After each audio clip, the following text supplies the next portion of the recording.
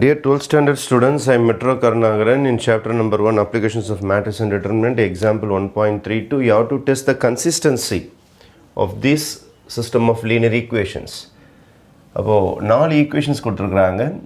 இதை ஃபஸ்ட்டு இந்த ஈக்குவேஷன்ஸை நம்ம மேட்ரிக்ஸ் ஸ்டைலுக்கு மாற்றுவோம். எக்ஸோட கோஎஃபிஷியன்ட், ஒய்யோட கோஎஃபிஷியன்ட், இசடோட கோஎஃபிஷியன்ட், எக்ஸோட கோஎஃபிஷியன்ட், ஒய்யோட கோஎஃபிஷியன்ட், இசடோட கோஎஃபிஷியன்ட், எக்ஸோட கோஎஃபிஷியன்ட், ஒய்யோட கோஎஃபிஷியன்ட், இசடோட கோஎஃபிஷியன்ட், எக்ஸோட கோஎஃபிஷியன்ட், ஒய்யோட கோஎஃபிஷியன்ட், இசட்டோட கோஎஃபிஷியன்ட் கூட XYZ.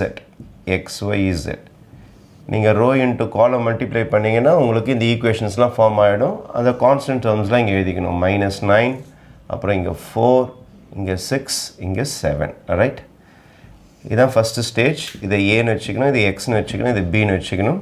First I am going to find augmented மேட்ரிக்ஸ்னு சொல்லுவாங்க. A cross B அல்லது A/B அல்லது A, Bன்னு சொல்லுவாங்க. அப்போ A மேட்ரிக்ஸையும் B மேட்ரிக்ஸையும் சேர்த்து எழுதணும். என்னோடய A மேட்ரிக்ஸ் பார்த்தீங்கன்னா 1 -1 1 2 -1 1 3 -1 1 4 -1 2 கூட B மேட்ரிக்ஸ் எழுதுகிறேன் -9 4 6 7. இந்த மாதிரி நீ ஒரு ஸ்லாஷ் கோடு போடலாம் அல்லது போடலைனா கூட இது A இது B தான். இந்த ஃபஸ்ட்டு இருக்கிற 12 டேர்ம்ஸ் உங்களுக்கு A டேர்ம்ஸு, இந்த 4 டேர்ம்ஸ் வந்து B டேர்ம்ஸாக தான் இருக்கும் உங்களுக்கு. அப்போது இந்த எலமெண்ட்ஸ்லாம் பார்த்தீங்கன்னா ஃபுல்லாக AB பார்ட்டிஷனுக்காக சும்மா ஒரு கோடு போட்டுப்போம். இதை ரோ ஈக்குவலான் ஃபார்ம் கொண்டு வரணும். ரோ ஈக்குவலான் ஃபார்ம்னா என்ன அர்த்தம்னா, இந்த பிரின்சிபல் டயகனல் இருக்குது பாருங்கள், A11 A22 A33, இதுக்கு கீழே இருக்கிறது எல்லாத்தையுமே 0 ஆக்க ட்ரை பண்ணணும். இது கீழே இருக்கிறது எல்லாமே 0 ஆக்க ட்ரை பண்ணணும். அப்போது 2 இருக்குது, 3 இருக்குது, 4 இருக்குது, இதெல்லாம் 0 ஆக்க போகிறேன். இப்போ 2-ஐ 0 ஆக்கிறதுக்கு, 3-ஐ 0 ஆக்கிறதுக்கு, 4-ஐ 0 ஆக்கிறதுக்கு இவங்கிட்ட போய் ஹெல்ப்பு கேட்க போகிறேன் 1 கிட்ட. இப்போ 1 கிட்ட தான் எல்லாருமே போய் ஹெல்ப்பு கேட்கணும். கேட்டிங்கன்னா இவங்கெல்லாம் 0 ஆகிறதுக்கு சான்சஸ் உண்டு. அப்போது நம்ம என்ன செய்ய போகிறோம் அப்படின்னு பார்த்தீங்கன்னா, R2 is equal to R2 minus 2 times R1. இப்போ 2ஆல் மல்டிப்ளை பண்ணி மைனஸ் பண்ணால் இது 0 ஆகிடும். R3 is equal to R3 minus 3R1. 3ஆல் மல்டிப்ளை பண்ணி மைனஸ் பண்ணால் 0 ஆகிடும். R4 is equal to R4 minus 4 times R1. இந்த மாதிரி நீங்கள் மைனஸ் பண்ண ஆரம்பிச்சிங்கன்னா டக்குன்னு இதெல்லாம் 0 ஆகிறதுக்கு சான்சஸ் உண்டு. அப்போ நம்ம ரஃபில் போய்ட்டு இது எல்லாத்தையுமே சப்ராக்ட் பண்ணுவோம். ஃபஸ்ட்டு என்னுடைய R2 எழுத போகிறேன் நான். What is my R2? என்னுடைய R2 பார்த்தீங்கன்னா 2 -1 1 4 2 times R1 2 times R1. அப்போ இதை ஃபுல்லாக 2ஆல் மல்டிப்ளை பண்ணுங்கள். 2 -2 again you will be getting 2 -18. இதை சப்ராக்ட் பண்ண போகிறோம். Minus plus minus and plus. 2 - 2 0, -1 + 2 becomes 1, 1 - 2 is -1, 4 + 18 is 22. இதுதான் உங்களுடைய new set of second row. அப்போது 1 -1 1 -9 அப்படியே இருக்கும். செகண்ட் பார்த்தீங்கன்னா 0 1 -1 22. அடுத்தது தேர்ட் R3 கிட்ட வரேன் நான். என்னுடைய R3 ஒரிஜினல் R3 வந்து 3 -1 1 6. அதுக்கப்புறம் 3 times R1 3 times R1. இது ஃபுல்லாக 3ஆல் மல்டிப்ளை பண்ணிங்கன்னா 3 -3 again 3 9 3s are 27. Simple change பண்ணிங்க. Minus plus minus plus 3 - 3 is 0, -1 + 3 becomes உங்களுக்கு +2 தான் வரும் உங்களுக்கு. 1 - 3 is again -2. அப்புறம் 6 + 27 is 33. அப்போ உங்களுக்கு அடுத்த லைன் பார்த்தீங்கன்னா 0 வந்திருக்கு, 2 வந்திருக்கு, -2 வந்திருக்குது, 33 வந்திருக்கு. அதுக்கப்புறம் R4 கிட்ட வாங்க. R4 is 4 -1 2 7. அதுக்கப்புறம் 4 times R1. இதை 4ஆல் மல்டிப்ளை பண்ணிங்கன்னா you'll be getting 4 -4 again 4. அதுக்கடுத்தது 9 4s are 36. 9 4s are 36.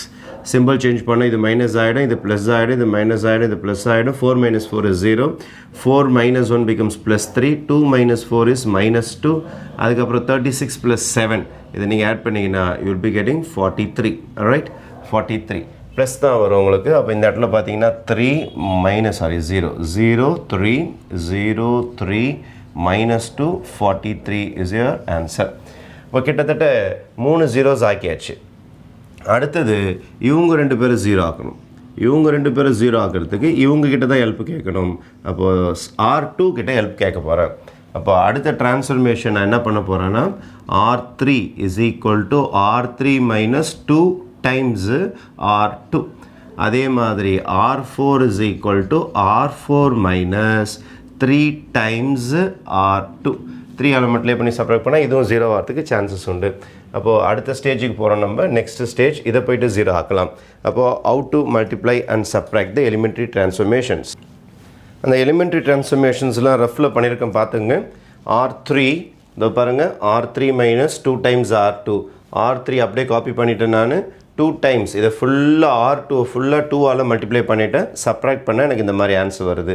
அப்புறம் R4 இதை அப்படியே காப்பி பண்ணியிருக்கேன் பாருங்கள். 3 minus 2 43. அதுக்கப்புறம் 3 times R2 இதை ஃபுல்லாக 3ஆல் மல்டிப்ளை பண்ணியிருக்கேன் நான். 3 times R2 0 into 3 0 ஆகிடும் உங்களுக்கு. 1 into 3 minus 1 into 3 22 into 3 66. Subtract பண்ணியாச்சு. இந்த ஆன்சரையும் இந்த இடத்துல R3க்கு பதில் R4க்கு பதில் எழுதியாச்சு. அப்போ பழைய மேட்ரிக்ஸ் வந்து எலிமெண்ட்ரி டிரான்ஸ்ஃபர்மேஷன் முடிச்சுட்டு இந்த மாதிரி ஆகிருக்குது. இப்போ நான் என்ன பண்ண போகிறேன்னா மேக்ஸிமம் ஜீரோஸ் கீழே இருக்கணும். இங்கே மேக்ஸிமம் ஜீரோஸ் வந்துருக்கு, இங்கே மினிமம் ஜீரோஸ் இருக்குது. இவங்க ரெண்டு பேரும் இன்டர்சேஞ்ச் பண்ணிக்க போகிறேன். R4ஐயும் R3ஐயும் இன்டர்சேஞ்ச் பண்ணிக்க போகிறேன். அப்போ என்ன நடக்கும்னா 1 minus 1 1 minus 9 0 1 minus 1 22 0 0 1 minus 23 அப்புறம் 0 0 0 minus 11 சொல்லிட்டு இதை இன்டர்சேஞ்ச் பண்ணியாச்சு. ஃபைன்.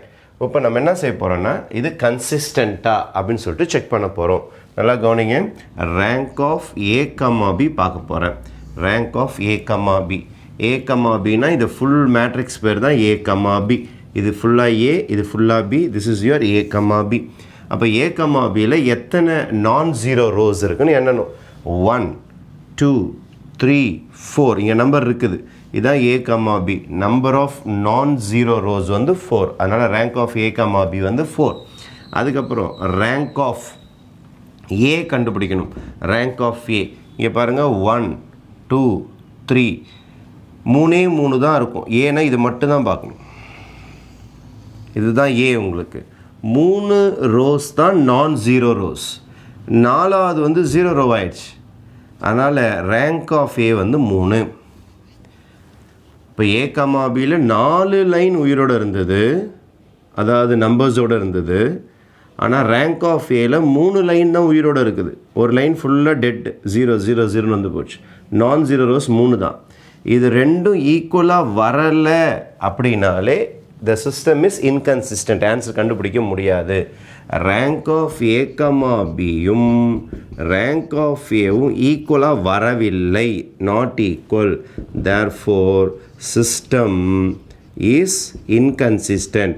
இன்கன்சிஸ்டன்ட் என்றால் எக்ஸ் தனியாக ஒய் தனியாக இசட் தனியாக கண்டுபிடிக்க முடியாது. சொல்யூஷன் கண்டுபிடிக்க முடியாது இந்த சம்மில் அப்படின்ற வேர்டு தான் இன்கன்சிஸ்டன்ட். ஆன்சர் கிடைக்கவே கிடைக்காது. ஏன்னா ரேங்க் ஆஃப் A, Bயும் ரேங்க் ஆஃப் Aவும் ஈக்குவலாக இருந்தால் தான் ரேங்க் கண்டுபிடிக்க முடியும். சொல்யூஷன் கண்டுபிடிக்க முடியும். ரேங்க் ஆஃப் A, Bயும் ரேங்க் ஆஃப் Aவும் ஈக்குவலாக இல்லைன்னா சொல்யூஷன் கண்டுபிடிக்கவே முடியாது. அதனால் சிஸ்டம் இஸ் இன்கன்சிஸ்டன்ட் சொல்லிட்டு சம் க்ளோஸ் பண்ணிடணும். XYZ கண்டுபிடிக்க முடியாது. தேங்க்யூ.